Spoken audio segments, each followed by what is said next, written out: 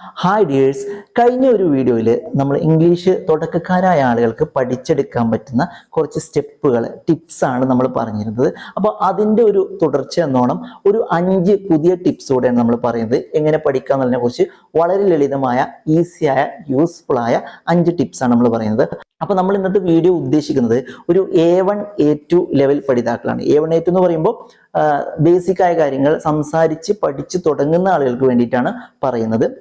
അപ്പോൾ തീർച്ചയായും നിങ്ങൾ വീഡിയോ സ്കിപ്പ് ചെയ്യാതെ മുഴുവനായിട്ട് കാണുക.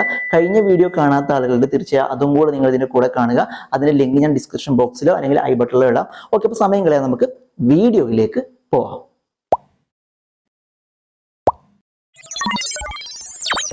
ഓക്കെ, അപ്പോൾ നമ്മൾ ഡിസ്കസ് ചെയ്തുകൊണ്ടിരിക്കുന്നത് ബിഗിനേഴ്സ് ആയിട്ടുള്ള ആളുകൾക്ക് ഇംഗ്ലീഷ് സംസാരിച്ച് പഠിക്കാനുള്ള എളുപ്പത്തിന് വേണ്ടിയിട്ടുള്ള കുറച്ച് ടിപ്സ്. അപ്പോൾ ഇന്നും ഞാൻ വന്നിരിക്കുന്നത് 5 ടിപ്പുകളുമായിട്ടാണ്. അപ്പോൾ സമയം കളയാതെ ആ 5 ടിപ്പുകൾ എന്താണെന്ന് നോക്കാം. ഓക്കെ, ഇതിൽ ഒന്നാമതായിട്ടുള്ള കാര്യം എന്ന് പറയുന്നത് യൂസ് സിമ്പിൾ ഗ്രീറ്റിംഗ്സ്. നമ്മൾ സംസാരിച്ച് തുടങ്ങുന്ന സമയത്ത് വളരെ സിമ്പിൾ ആയിട്ടുള്ള ഗ്രീറ്റിംഗ്സ് ഉപയോഗിക്കാം. ഗ്രീറ്റിംഗ്സ് എന്ന് പറയുമ്പോൾ ഗ്രീറ്റിംഗ് കാർഡല്ല. നമ്മൾ സംസാരിക്കുമ്പോൾ നമ്മൾ വളരെ സിമ്പിൾ ആയിട്ടുള്ള ഒരാളെ കാണുന്ന സമയത്ത് അഭിസംബോധന ചെയ്യുന്ന രീതികളുണ്ട്. Hi, hello, how are you, ഇങ്ങനെയൊക്കെ നമ്മൾ പറയാറുണ്ട്.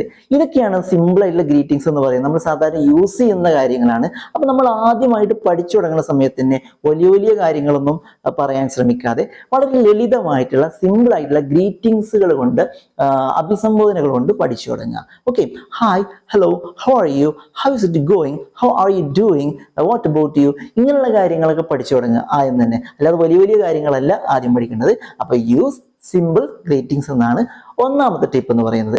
ഓക്കെ, ഇനി നമ്മുടെ രണ്ടാമത്തെ ടിപ്പ് എന്ന് പറയുന്നത് ഇങ്ങനെയാണ്. Talk about basic personal informations.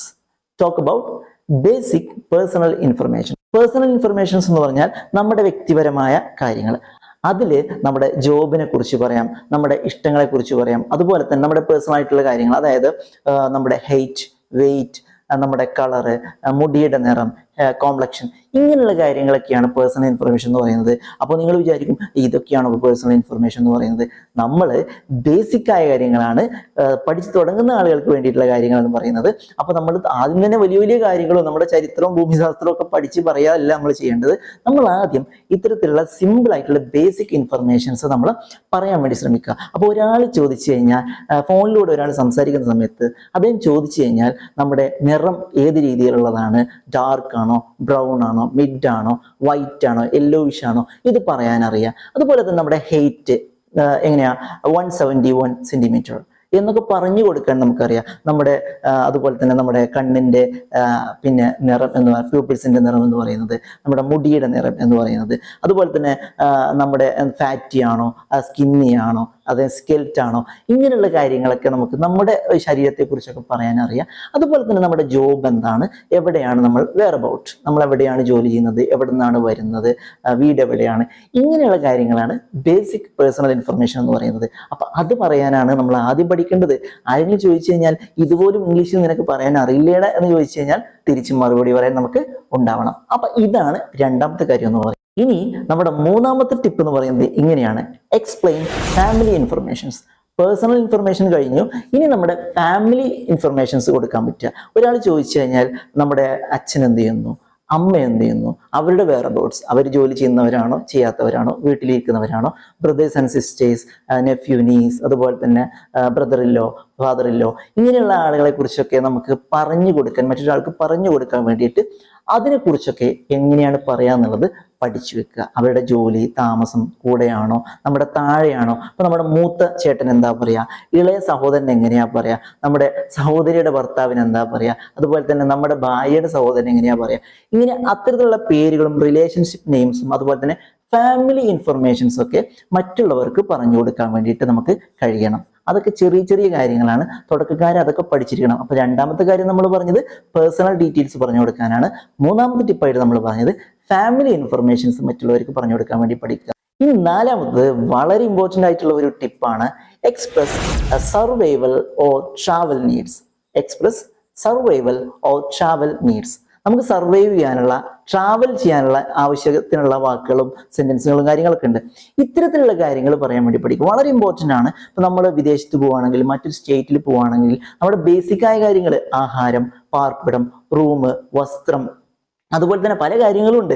ആ കാര്യങ്ങളൊക്കെ അപ്പൊ അതുപോലും നമുക്ക് മറ്റുള്ളവരുടെ മുമ്പിൽ ചോദിക്കാനോ പറയാനോ അറിയില്ലെങ്കിൽ നമ്മൾ പെട്ടുപോകും എന്നുള്ളതാണ്. അപ്പൊ നമുക്കൊരു റൂം ബുക്ക് ചെയ്യണമെന്നുണ്ടെങ്കിൽ, അല്ലെങ്കിൽ ഒരു റെസ്റ്റോറൻറ്റിൽ കയറിയിട്ട് ഭക്ഷണം ഓർഡർ ചെയ്യണമെന്നുണ്ടെങ്കിൽ, നമുക്ക് വഴിയിലൂടെ പോകുന്ന ഒരാളോട് വഴി ചോദിക്കണമെന്നുണ്ടെങ്കിൽ, അപ്പോൾ അല്ലേ, how can I get to the airport, എനിക്ക് എയർപോർട്ടിലേക്ക് എങ്ങനെയാണ് എത്താൻ സാധിക്കുക, where can I get a taxi, എവിടെ നിന്നാണ് എനിക്കൊരു ടാക്സി കിട്ടുക, അല്ലേ, I would like to have a coffee, I would like to have a cup of coffee, എനിക്കൊരു കപ്പ് കാപ്പിയാണ് അല്ലെങ്കിൽ കോഫിയാണ് വേണ്ടത്. അതുപോലെ തന്നെ can you take me to the metro station, എന്നെ മെട്രോ സ്റ്റേഷനിലേക്ക് ഒന്ന് കൊണ്ടുപോയി വിടാമോ, ഒരു ടാക്സിക്കാരനോട് ചോദിക്കുകയാണ്. അപ്പൊ ഇത്തരത്തിൽ സർവൈവ് ചെയ്യാൻ വേണ്ടിയിട്ടുള്ള, ട്രാവൽ ചെയ്യാൻ വേണ്ടിയിട്ടുള്ള ബേസിക് ആയിട്ടുള്ള അടിസ്ഥാനപരമായിട്ടുള്ള ഇംഗ്ലീഷുകൾ, വാചകങ്ങൾ നമ്മൾ ആദ്യം തന്നെ പഠിച്ചുണ്ടാക്കണം എന്നുള്ളതാണ്. അതൊന്നും അവസാനത്തേക്ക് വെക്കാൻ പാടില്ല.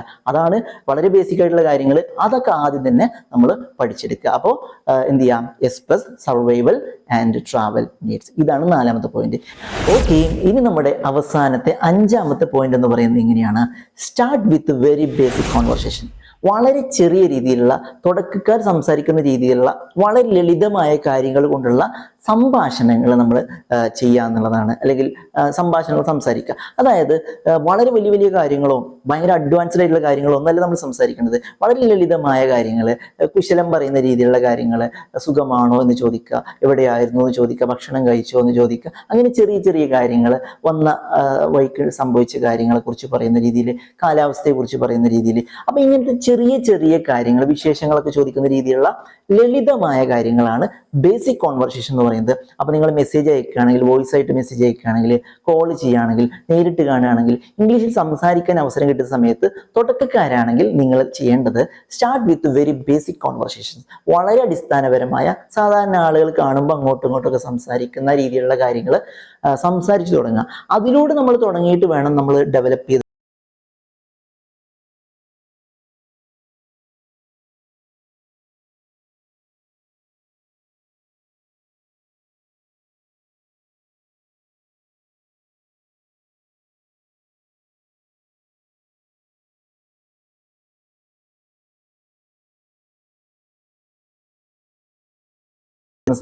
സംസാരിക്കുന്ന സമയത്ത് ഈ രീതിയിലൊക്കെ പ്രാക്ടീസ് ചെയ്യാൻ വേണ്ടിയിട്ട് ശ്രമിക്കുക. അപ്പോൾ എന്തായാലും ഈ വീഡിയോ ഇപ്പോൾ നിങ്ങൾ ലൈക്ക് ചെയ്യുക. ആദ്യമായിട്ട് കാണുന്ന ആരെങ്കിലും ചാനൽ സബ്സ്ക്രൈബ് ചെയ്യുന്നത് മറക്കരുത്.